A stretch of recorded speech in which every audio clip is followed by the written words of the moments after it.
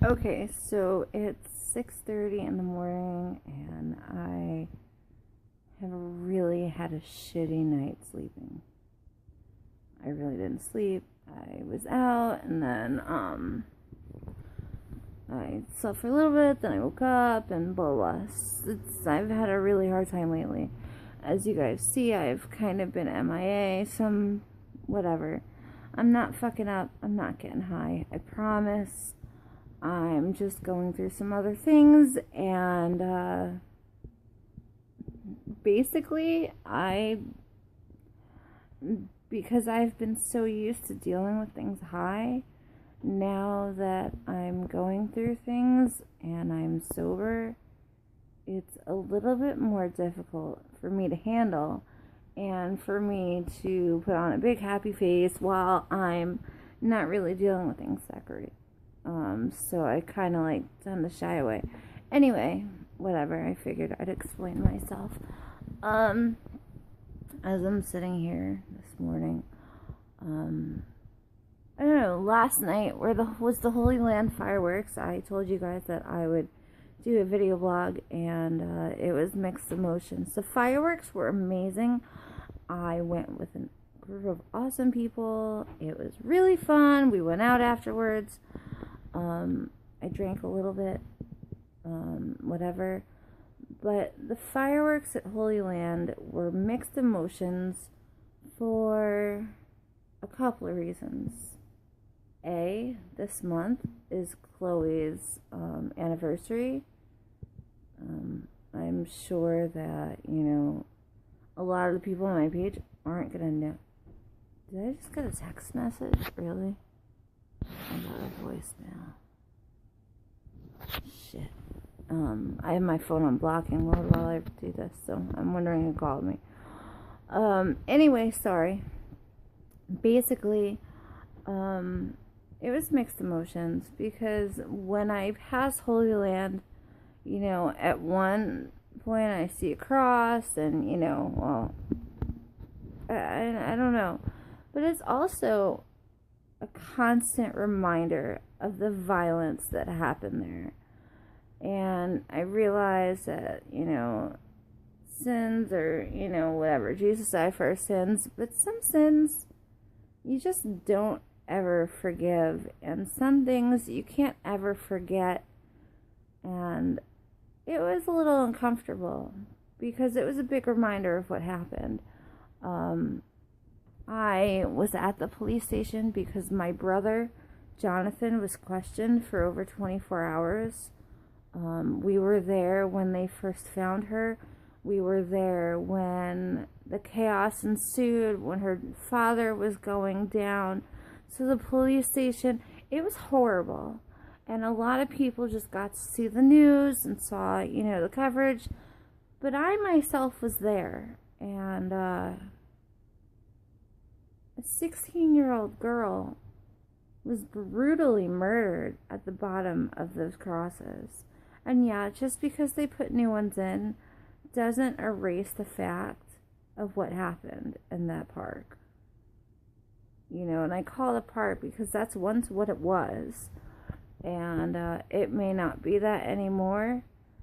But I honestly, and I know, I mean, it's a great reminder of what Waterbury once was. But again, it's what Waterbury once was. Now Waterbury is, you have a mayor that puts $300 and something thousand to buy HolyLand, but won't put that $300 and something thousand into his city to fund things for children, to make it a better place. You're dressing up a place that had one of the coolest murders that I've ever been in contact and I'm from New York City, so I've seen a lot. I don't talk about a lot. I've seen a lot, and it sucks. But this was cruel. This was probably the most horrifying thing I've ever heard of. Who does that? I never really publicized my views on it. I don't think he got enough time. I don't think he deserves death. I think he deserves to suffer for the rest of his natural born life. And I don't care who has a problem with that. Because I know there are people on my page that support him. And my opinion is, you're just as sick and twisted as him. He admitted to it, okay? Enough said. The frenemy story might not have been on point. But I think that, I don't think he got enough time. But, you know, I wonder how her parents feel, you know, as that constant reminder, as this month is her anniversary, of seeing fireworks and celebration there. It's not a place to celebrate. It really isn't. And I got very chilling. It was just a chilling feeling. You know, I mean, yeah, happy birthday, America, but what about her parents? Where is the line crossed where we forget what people have to remind of? Their 16-year-old daughter was brutally murdered there, and we're shooting off fireworks, and they were beautiful. Don't get me wrong, they were seen from every part of Waterbury. Her parents aren't the only ones still grieving her, and you know, there are other people, and there's a ton of people. The girl had a bunch of friends, and it was a real tragedy. Waterbury lost a sweet girl. I knew her through my brother, not personally. She wasn't one of my friends.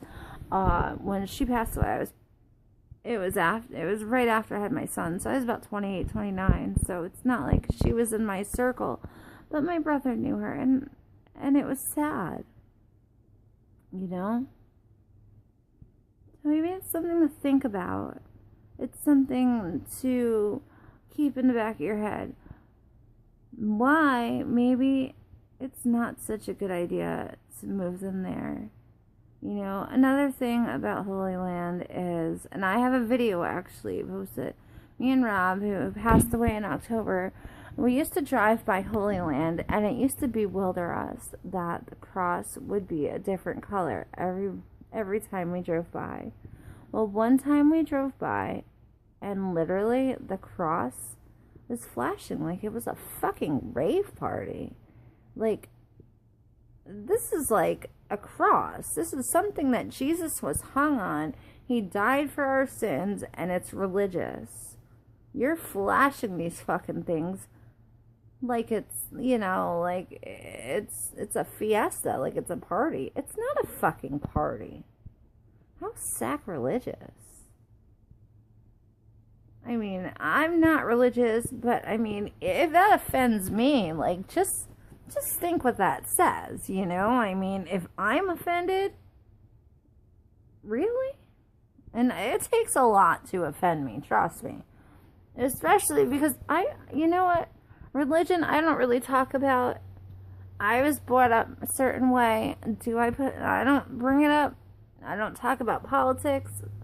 I share shit from time and time again, but I don't discuss it. Those are two things you should never talk about. And I'm kind of crossing boundaries here. But, I mean, where do we cross the line? Where is it?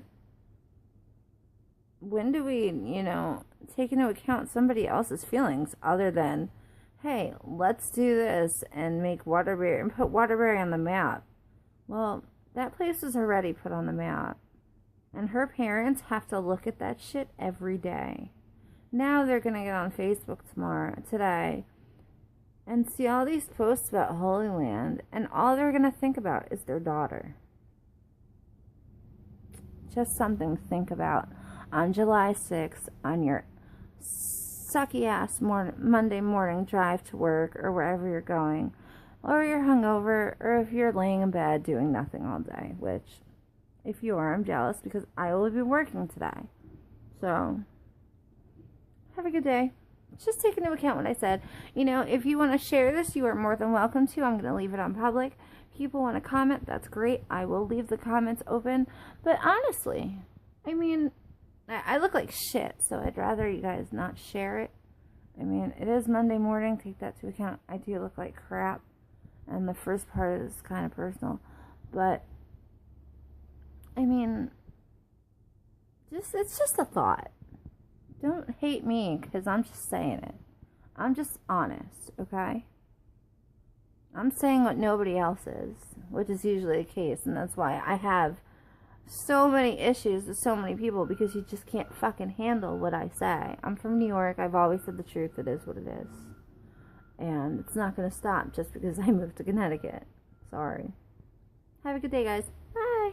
And I promise I will try to upload more video blogs at another time, or soon, I hope. I'm not gone for good. I promise. It is going to be a while. But I will upload when I have shit to say.